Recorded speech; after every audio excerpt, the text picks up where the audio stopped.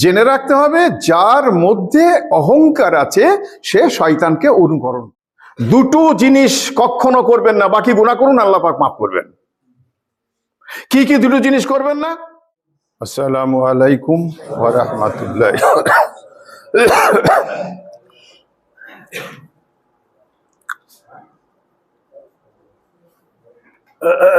আউযু বিল্লাহি মিনাশ শাইতানির রাজিম। বিসমিল্লাহির রহমানির রহিম।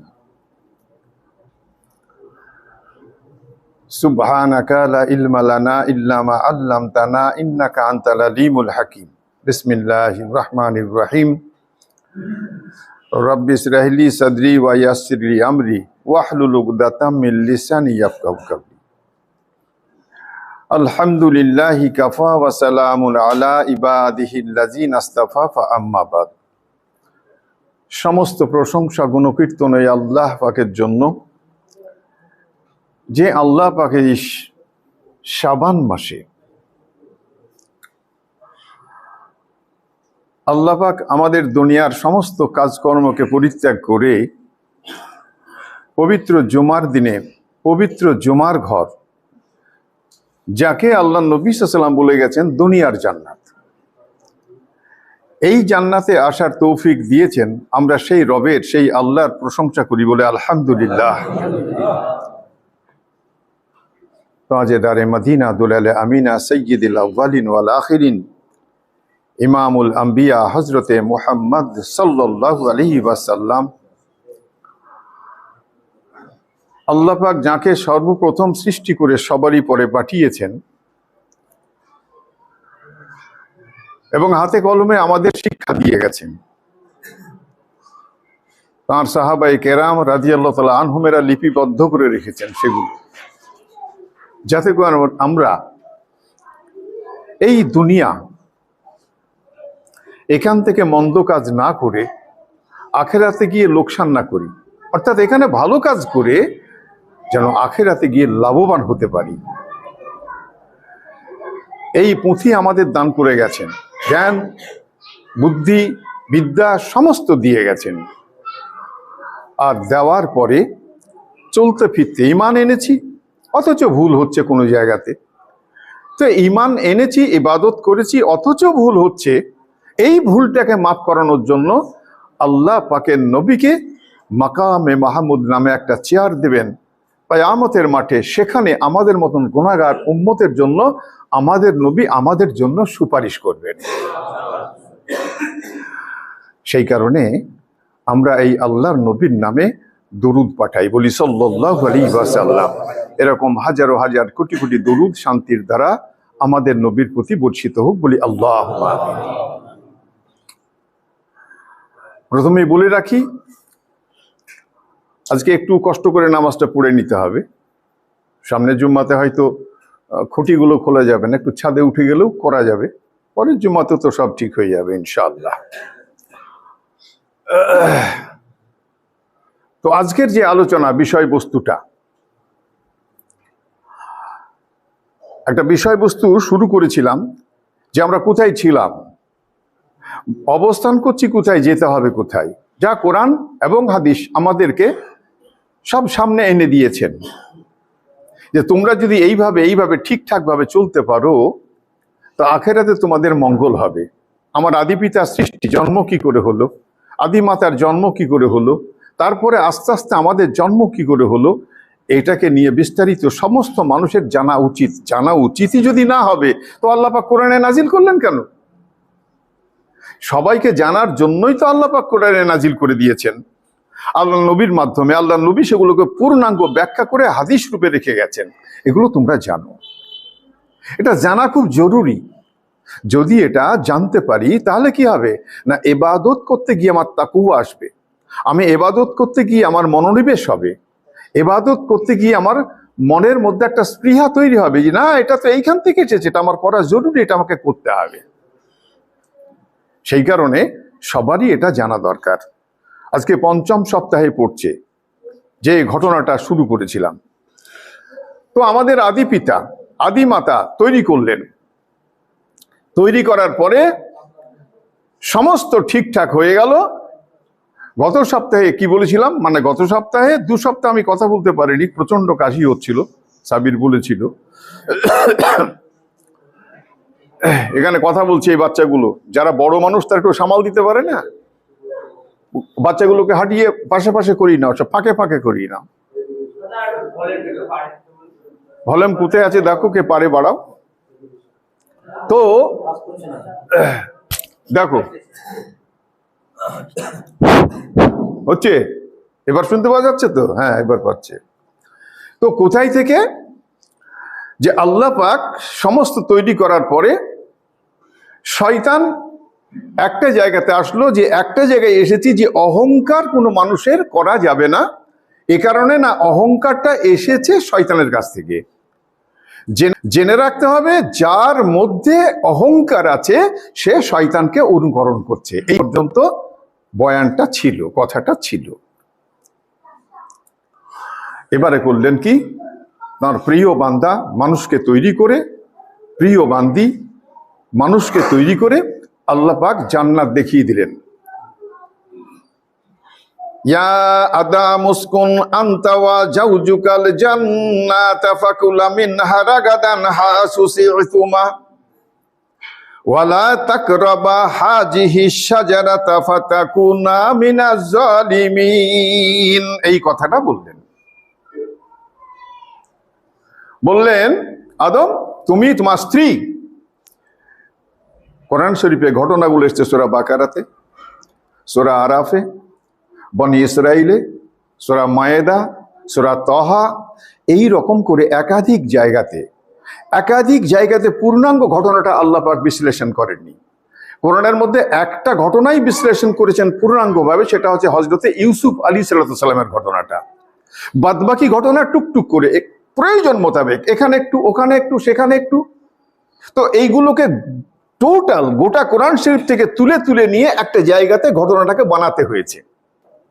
কাজেই সবসময় সব আয়াতের নাম বলা সম্ভব নয়। এতগুলো যে আয়াতের মধ্যে এসছে, ওইখান থেকে টোটাল সামারিটা তুলে ঘটনাটা বলছি। তো এই যে কথাটা, আয়াতটা পেশ করলাম, বাকারাতে আছে, আরাফে আছে, তাহাতে আছে, সব জায়গাতেই আছে। বললেন তুমি এক কাজ করো, জান্নাতের মধ্যে থাকো, তোমার স্ত্রীকে নিয়ে ঘোরাঘুরি করো। এই যে জান্নাত দেখছো, চলে যাও যেখানে খুশি সেখানে, খাও, আনন্দ করো, স্ফূর্তি করো, হানিমুন করো, চিন্তার কোনো কারণ নেই।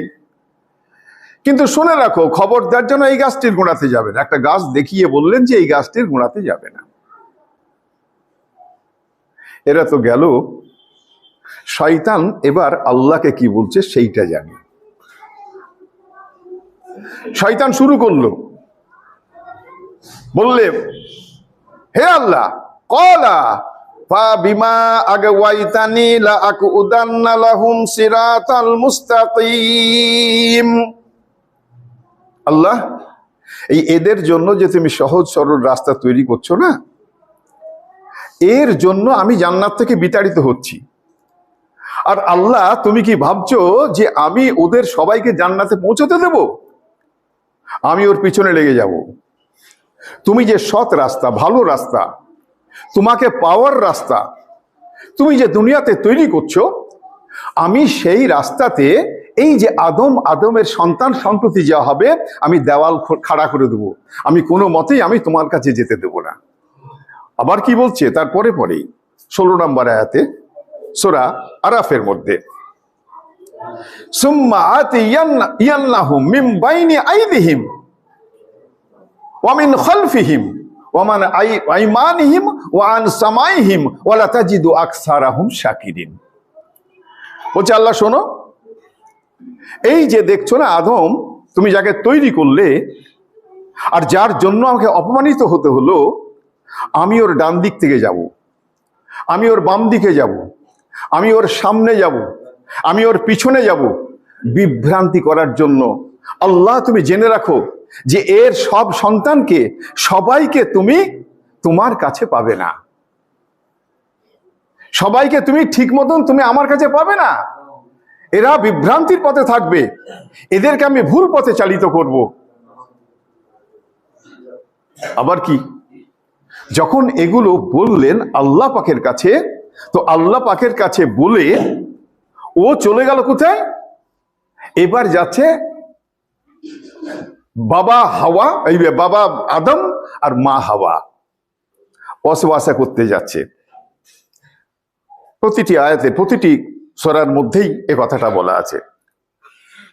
ফাওয়াসওয়াসা লাহুমা শায়তানু লিয়াবদিমা লাহুমা মা উরিয়া আনহুমা মিন শাওআতিহিমা ওয়া ক্বালা মা নাহাকুমা রাব্বুকুমা ইল্লা আন তাকুনা মালাকাইনি আও তাকুনা মিনাল খালিদিন। এই আয়াতটা নিয়ে খুব ভালো করে বুঝতে হবে। আমি এই আয়াতটাতেই শেষ করব, একটু লম্বা হয়ে যাবে, কারণ এইটা যদি আমরা বুঝে নিই দুনিয়াতে আমাদের শান্তি হবে, আর এটা যদি না বুঝে নিই তাহলে কিন্তু আমাদের অশান্তি হবে। কি বলে ওয়াসওয়াসা করলো? শয়তান ওয়াসওয়াসা করছে হযরতে আদম আলাইহিস সালামকে। ওয়াসওয়াসা কেমন করে করছে সে আলোচনা যেতে গেলে বিস্তারিত অনেক হবে, সেই কারণে আমি ওটাকে উচ্চ রাখছি। কারণ সরিয়ে দিয়েছে যখন, করলো কি করে আমরা দুনিয়াতে একটা উদাহরণ নিয়ে বুঝতে পারি যে ইবলিস ছিল জিন জাতি। মানুষকে যখন জিনে ধরে, সরাসরি না গেলেও দূর থেকে জিন ওয়াসওয়াসা করে মানুষকে খারাপ করতে পারে। আমরা জানি কি না জানি না, এটা সেভাবে হতে পারে, তো পৌঁছলো হযরতে আদম আলাইহিস সালামকে বলছেন, এই শোনো, তখনও তো শয়তানি প্রচলনটা হয়নি, প্রচলন হবে তা আদম জানবে কি করে? ও তো সহজ সরল মনা মানুষ, ও তো মনে করছে কেউ আমার হিতাকাঙ্ক্ষী হবে হয়তো।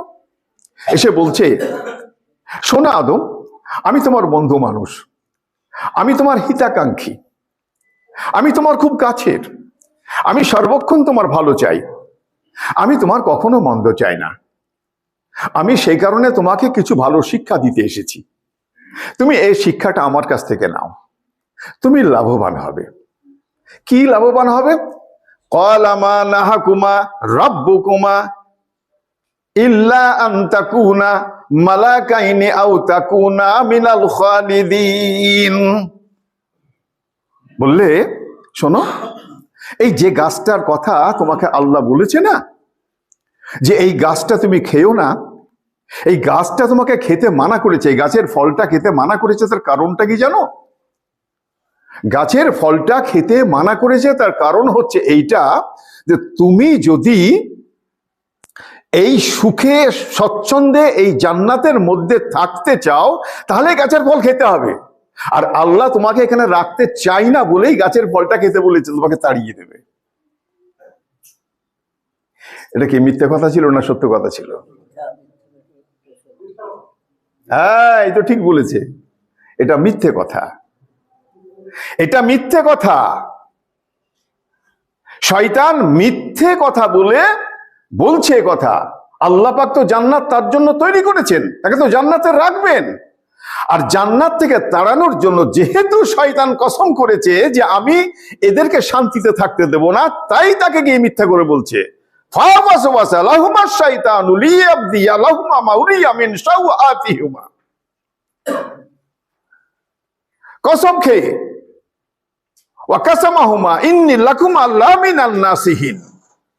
তাফসীরের মধ্যে এসেছে শয়তান, আর সূরা আয়াতের মধ্যে এসেছে ওয়া কাসামাহুমা ইন্না লাকুমা লামিনান নাসিহিন। তা চুলটা ছিঁড়ছে এরকম করে একে বিশ্বাস করাবার জন্য, চুল ছিঁড়ে ছিঁড়ে কসম খাচ্ছে আর বলছে, আরে আমি যা বলছি খুব সত্য কথা, এই ফল খাও, ফল যদি না খাও তাই জান্নাত থেকে বেরিয়ে যেতে হবে, আর ফল যদি খাও চিরস্থায়ী এখানে তুমি থেকে যাবে। এখান থেকে দুটো জিনিস আসলো, লোভ। হযরতে আদম আলাইহিস সালাম মিথ্যে কথা বলেছে, এ তো মিথ্যে কথা বলা খুব মন্দ। তাহলে মিথ্যে কথা কেউ যদি দুনিয়াতে বলে তো সে শয়তানের অনুসরণকারী। কাজেই আমাদেরকে দুনিয়াতে চলতে ফিরতে গিয়ে মিথ্যেকে বর্জন করতে হবে। যে মিথ্যে কইল, যে মিথ্যে বলল, সে শয়তানের অনুসরণকারী, আর যে মিথ্যের থেকে বেঁচে গেল সে আল্লাহ পাকের অনুসরণকারী। সেই কারণে আমরা এখান থেকে জেনে নিলাম আজকে যে মিথ্যে কথাটা, মিথ্যে প্রলাপটা, মিথ্যে ঘটনাটা, মিথ্যে জিনিসটাই এসেছে শয়তানের কাছ থেকে। কাজেই আমরা শপথ করে নিই মরার আগে পর্যন্ত মিথ্যার আশ্রয় নেব না কখনো, ইনশাআল্লাহ। কারণ মিথ্যার আশ্রয়টা শয়তানের নেওয়া। এখান থেকে বেঁচে থাকতে হবে। হযরতে আদম আলাইহিস সালাম তিনি কি ভুল করলেন? তিনি লোভ করলেন। এই যখন মিথ্যে প্রলোভন দিল আর এর কথাকে বিশ্বাস করে হযরতে আদম আলাইহিস সালাম চির শান্তি পাওয়ার জন্য এই মিথ্যে কথাটাকে মেনে নিয়ে লোভ করল। লোভ করে সে ওই গাছের ফলটাকে খেলো। আর গাছের ফল যখন খেলো কি হলো? ফাদাল্লাহুমা বিগুরুরিন ফালাম্মা জাকা আশ-শাজারাতা বাদাত লাহুমা মিন শাওআতুহুমা ওয়া তাফিকা ইয়াকশিফানি আলাইহুমা মিন ওয়ারাকিল জান্নাহ। যখন এই ফলটা খেলো, জান্নাতি পোশাকটা তাদের মধ্য থেকে খুলে পড়ে গেল। জান্নাতি পোশাক যখন খুলে পড়ে গেল, তখন তারা তখনও পর্যন্ত নিজের ইজ্জত কি আছে তারা নিজেরাই জানতো না। আল্লাহ পাক জান্নাতি পোশাক দিয়ে ঢেকে রেখেছিলেন। আর যখনই পোশাকটা পড়ে গেল, তখন তারা তাকিয়ে নিজেদের ইজ্জত গুলোকে দেখতে পেয়ে বড্ড লজ্জাবোধ হয়ে গেল। খুব লজ্জায় কিং কর্তব্য বিমূঢ়। সঙ্গে সঙ্গে গাছের যে পাতা, গাছের যে লতা, এই সমস্ত নিয়ে তাদের ইজ্জত ঢাকতে শুরু করলেন। ইজ্জত ঢাকতে শুরু করলেন। আমি এখান থেকে যে আয়াতটাতে যে জিনিসটা আমাদের মধ্যে আসলো, লোভ। একটা বাংলা প্রবাদ বাক্যে আছে, লোভে পাপ, পাপে মৃত্যু। আছে না কথাটা? তাহলে এখান থেকে হযরতে আদম আলাইহিস সালাম তিনি লোভ করেছিলেন। শয়তানি ওয়াসওয়াসা মিথ্যা কথা বলে যখন তাকে প্রবঞ্চনা দিল, আর সেই প্রবঞ্চনাতে সে মিথ্যে কথাতে লোভের বশীভূত হয়ে গাছের ফল খেতে গেলেন। লোভটা খুব খারাপ জিনিস। সেই কারণে আমরা দুনিয়াতে, কদিনের দুনিয়া, এই দুনিয়াতে বাঁচতে গিয়ে প্রয়োজন যেটা নিশ্চয়ই করতে হবে, কিন্তু প্রয়োজনের অতিরিক্ত করতে গিয়ে লোভ করা যাবে না। যখনই লোভ করা যাবে তখনই মানুষকে ঠকানোর রাস্তা খুঁজতে হবে। এটাই নিয়ম।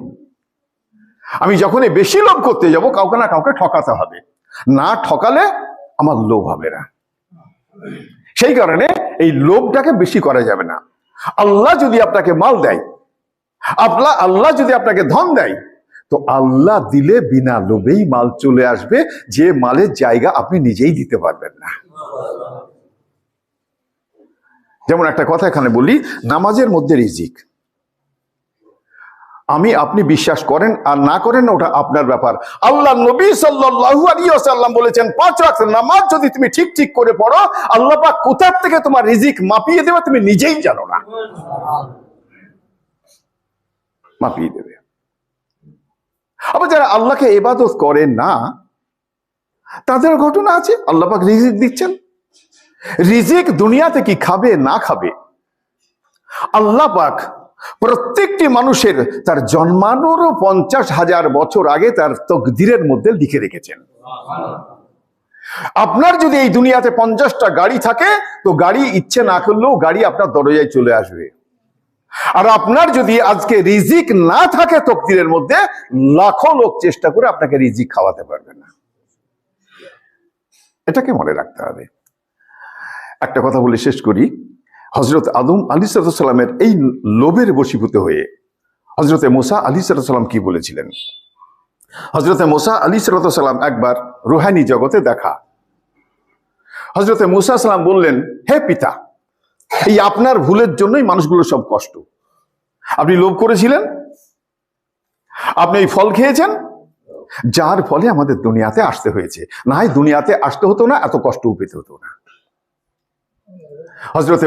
হযরতে আদম আলাইহিস সালাম বললেন, বেটা, আমাকে তিরস্কার করছো?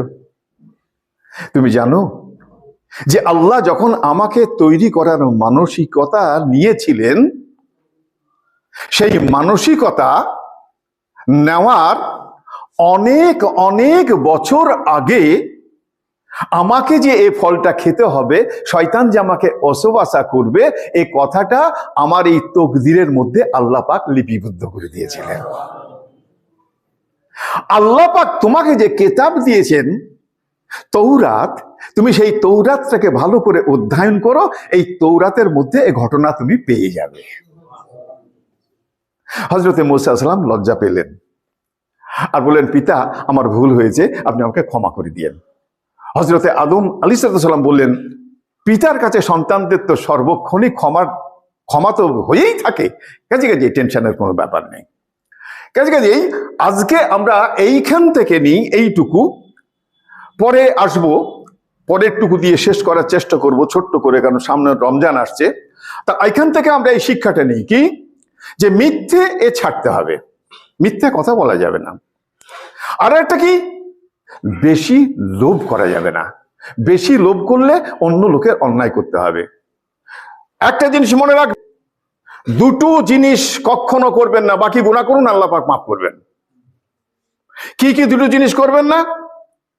একটা জিনিস করবেন না, কখনো আল্লাহর সঙ্গে কাউকে শিরক করবেন না।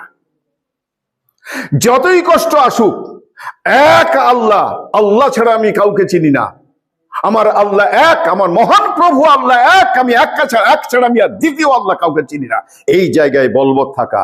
আর 2 নম্বর হচ্ছে কারো হক নষ্ট করবেন না, যার যে হক মিটিয়ে দেবেন। ভাই বোনদের হক মিটিয়ে দিতে হবে, বাপ মরে গিয়েছে বোনের হক মিটিয়ে দিতে হবে, সন্তানের হক মিটিয়ে দিতে হবে, পাড়া প্রতিবেশীর যা হক আছে মিটিয়ে দিতে হবে।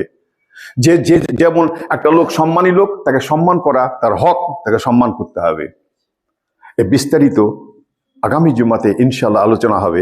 এই দুটো জিনিসকে যদি মেনে চলতে পারেন, যে এক আল্লাহ ছাড়া কাউকে মানি না, আর আমি কারো হক নষ্ট করতে পারবো না, বা আমি এই হক কারো নষ্ট করব না, এরই উপরে যদি জিন্দা থাকেন, এরই উপরে যদি আমরা অটল থাকি, তো আল্লাহ পাক সমস্ত গুনাহকে মাফ করে দিয়ে সকলকে জান্নাতে পৌঁছিয়ে দেবেন ইনশাআল্লাহ। ওয়া আখিরু দাওয়ানা আনিল হামদুলিল্লাহি রাব্বিল আলামিন।